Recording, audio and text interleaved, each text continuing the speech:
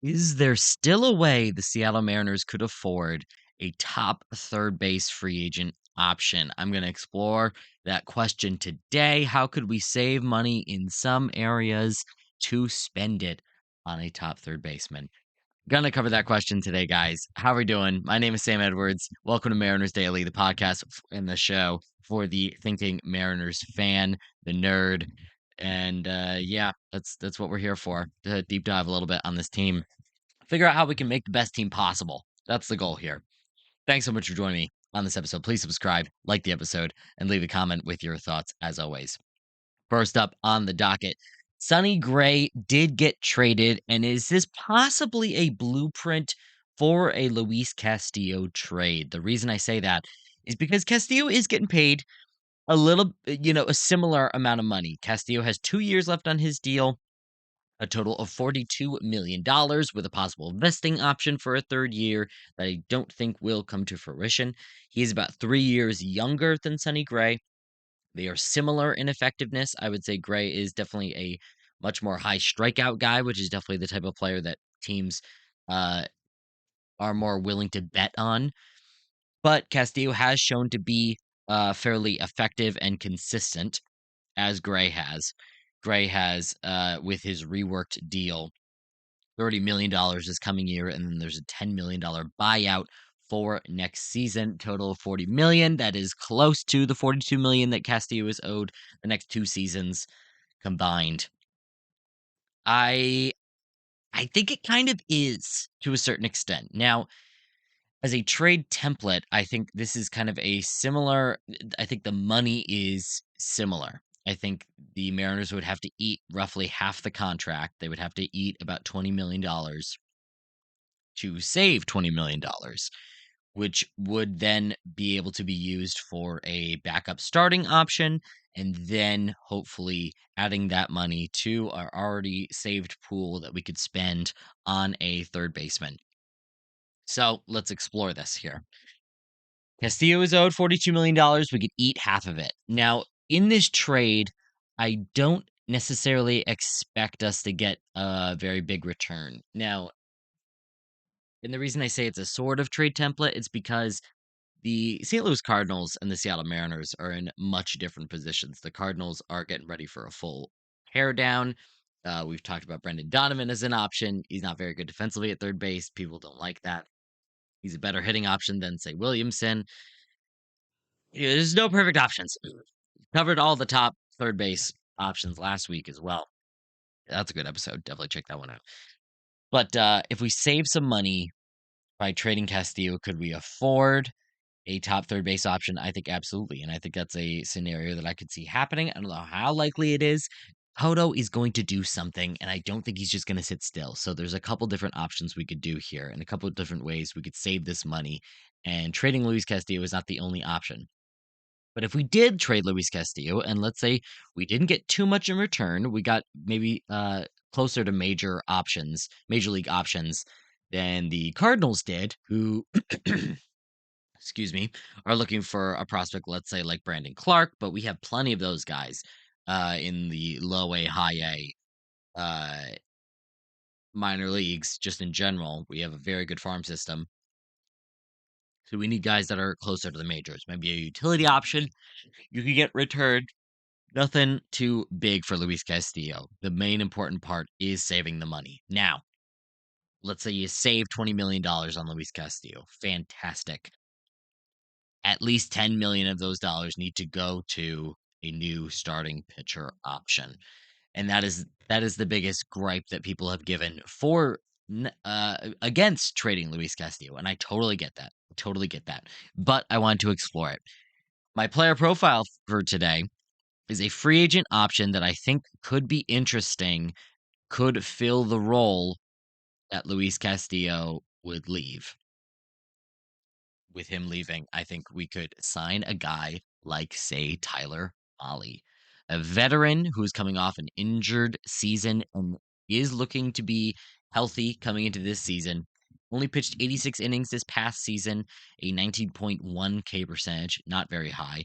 8.4 walk percentage, fairly high. Limited the home runs though, only a 0.52 home runs per nine. A good left on base percentage, which might be a little lucky at 84.6%. But the results were positive over the 86 innings, a 2.18 ERA and a 3.37 FIP. I think he can still get it done.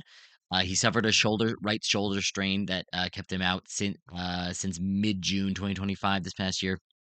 He was reinstated from the injury list in September, late September, and he made a few minor league rehab starts, which is great. He has been injured as well in the past. In May of 2023, he underwent Tommy John surgery, which kept him out most of, obviously, all of 2023, but a decent amount of 2024. And then he got some shoulder soreness as well, which kept him out for the remainder of 2024. So he's not exactly the most healthy guy in the world. Why do I want him? Well, he will be cheap. I think we can get him for at least 100 innings, I think, especially because just seeing the fact that he was able to come back and do some rehab starts at the end of this season, I think means that he will hopefully have a healthy offseason to set himself up right for this coming season. He's going to be he's 32 right now, going to be 33.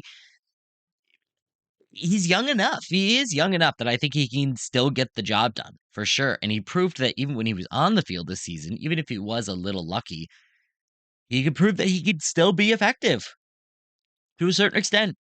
And also, what are we signing Tyler Mahle for? Our number 5 spot, you know? It's not like he needs to be our number 2 or number 3. It's not. We have a great rotation, and that's the reason why I am in favor of trading Luis Castillo to save some money to spend it elsewhere because I I think we have a strength and we can trade from that strength. That's my opinion. That is my opinion. I'm not saying it could be perfect. I'm not saying that's exactly what I would do, but I think it'd be a great option. I think it's a very interesting option that we should explore, and I think Jerry Dipoto will explore it. Whether he'll do it or not, and whether we get the right deal remains to be seen. Who knows? But I think Tyler Mahle could be a great backup option for this rotation, a number 5 spot, fill in role, see what Emerson Hancock can do for you type of type of situation. And he's going to be very cheap. Coming off an injured season, was effective, but even so, I think teams are limiting him to a 1-year deal. Is my opinion. I could be wrong, and if I am wrong, then I don't want to sign Tyler Mahle for more than 1 year. Of course, I would rather keep Luis Castillo. But I do think you could get maybe an option for Luis Castillo. Maybe you could even get another outfielder option, another right-hander maybe out there that could replace either Robles or fill in when Arozarena is DHing. That would be great. Maybe a defensive replacement, something like that. A guy that could fill in multiple roles, I think, or maybe you could get a reliever for him as well. Uh, I think there's definitely good options that could happen. And you know what? If we do trade Luis Castillo, then we can afford a top third baseman. I mean, I think that would be huge for this team. If we get a top third base, if we could get freaking Alex Bregman or Murakami or any of the guys that I listed last week, go listen to that. Go watch that episode. It's a good one. Just breaking down the entire third base situation, mostly free agents, but then I covered a couple trade options as well that we've already talked about. We've talked about a lot of these guys. Uh, there's not that many options, and that's kind of a big point of the episode is that there's not a lot of third base options in the middle to low market. But if we did trade Castillo, we signed Molly to fill his spot, we could save um we have about like at least $12 million to spend as of right now. So if we saved at least another 10 million, we'd be able to spend that on a top third base option. I think we would be able to afford at least Suarez, which once again, I highly recommend you go back and listen to that episode because as I was doing the research for that episode, I kind of realized Suarez is one of our best options. He's one of our best options out there at third base. So it's either him or roll with Ben Williamson, or a couple of the low cost options that I mentioned last week. Once again, go listen to the episode. But I think I think Suarez is a good option. We'd be able to afford him if we did make this deal. And I think that's a serious option that we need to explore. I do, because I am not super comfortable running with Williamson at third and then Cole Young, Leo Rivas at second base. It makes me uncomfortable. It makes me uncomfortable. Those are the bottom of the order. That's the bottom of our lineup. And I would love an improvement elsewhere. Keeping Josh Naylor was huge, and also having him for a full season versus the half a season that we had him for this past season is going to be huge. That's a huge production boost for us, and will definitely fill part of the hole that Jorge Polanco is leaving. Suarez was not amazing in his time, even with the team, so you could argue that third base and first base were pretty much black holes for most of the season, which is not entirely false. Offensively, you had Donovan Solano playing mostly first base, and then you had Williamson for the most part. You had Mastroboni at third. Not great, not great offensively. So, and we still won the division, which is why I think we are in a better position than most people say we are, even if we don't keep Polanco and we don't bring back Suarez. It's not the worst thing in the world because I do think Cole Young is going to be okay. Williamson, I have no expectations bat wise, and having a full season of Josh Naylor is great, and that'll help fill the hole from Polanco. Either way, I think we are in a good position, but we could put ourselves in an even better position if we save some money in the rotation. Our strength, the strength of the team, to spend it on a third base option, which has been a weakness for sure. Now, the other option, instead of trading Castillo, could Arozarena get us a little more? He's getting paid decent amount of money, not a lot, not as much as Castillo is, and he's also a more valuable player. So you should definitely be able to either net more in the trade, whether that's money or players. You should be able to get more for him. He's a really good bat. He was our third best bat this past season, so that's a little difficult. He's good power, good speed. Doesn't walk a whole lot, but gets the job done. Strikes out a little bit too much, maybe, but is still a quality player. Right around a 3 WAR season this past season from Arozarena. I think I'd rather trade Castillo. Would you rather trade Castillo or Arozarena? I mean, that is a big question. I think that is like the question. If we're trying to save some money, just spend it on a third baseman. That's what I would say. A couple left field options possibly that we could go after that aren't great. There aren't a lot of great free agent left fielders out there. And if we're going to expand to more than left fielders, it would be Harrison Bader that would kind of fill the offense and defensive hole. But he would cost more, obviously, which then means we wouldn't be able to spend that money on the third baseman. So what's the reason of trading Rosarena? I don't know. Some lower cost options. Austin Hayes is out there. He's a right-hander. Hasn't looked great defensively. Was slightly above average offensively.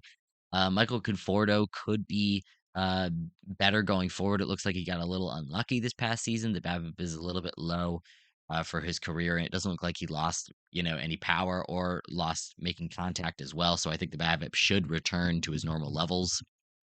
Jesse Winker, we could bring him back. He's only 32 years old, gonna be 33, I believe. We could bring him back. He's never been good defensively. We know that. But he could be a quality bat returning from injury himself. It's an option. It's an option. I kind of like the idea of just kind of dumping Luis Castillo for saving some money and upgrading defensively at third, just because once again our rotation has been our strength, and I do believe Bryce Miller will be a lot better this season, hopefully with being healthy. So overall, I'm okay trading Castillo. I don't really see the merit of trading Rosarena, unfortunately, even though he's on the last year of his contract, unless the return could be really good, possible. We could trade a Rosarena to fill the rotation hole. We could trade both, honestly. There is a scenario where let's say you trade Luis Castillo, you save the money, Save that money for third base. Spend on a third baseman. Get Murakami. Get Okamoto. Get Alex Bregman. One of those three, or Geno Suarez, I guess. One of those four. That's what I would want to see. I've talked about the highs and lows of those guys. Trade Luis Castillo. Save the money. Spend the money on third base. Trade Arozarena and get a starter for him, possibly. It's possible. We could get a starting pitcher for Arozarena. Probably a decent one as well. I mean, depends on how much money we need to. I don't know. I don't know what the value is for a Rosarena though. Is trading a Rosarena just kind of an even split? He's getting paid a little bit less than what he's worth, I would say, because the bat is still very good. I don't know. There's something there. There's something there.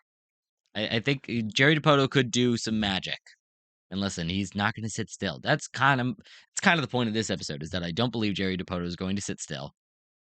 I don't think he's going to sit on his hands and just watch this offseason pass him by. I think he's going to make some trades because we're kind of in that optimal situation to make some trades. We've got a couple players that don't necessarily make sense on this team. We've got a great rotation. You could trade from that rotation. We've got Henry Ford. Harry Ford. We got Harry Ford behind the dish. That's blocked by Cal Raleigh. Or is he going to DH? Is he going to, like, are we just going to waste his talent? I hope not. Personally, I'd rather trade him and get something that we can use or start moving him over to left field. Start playing him somewhere else. Play him at third base, play him where we need him. Canzone and Rayleigh are kind of expendable. One of them is because they both kind of just fill the same purpose on this roster, and that's just not good enough. So we got to trade one of those guys. I don't expect to go into the season with both of them. So make a choice, make a trade. What are we gonna do? Voto, make a move. I'm waiting for it, baby. And listen, guys. Also, just a note on this episode: I am recording this ahead of time because I'm going to be gone over this holiday weekend. I was gone over this holiday weekend. I'm coming back today, Monday, when this episode comes out. So bear with me if some big news got announced or something. It's a bummer, and I will cover it tomorrow. I promise. And I appreciate you guys hanging with me. And yeah, thank you. I'll see you back tomorrow. Have a good one.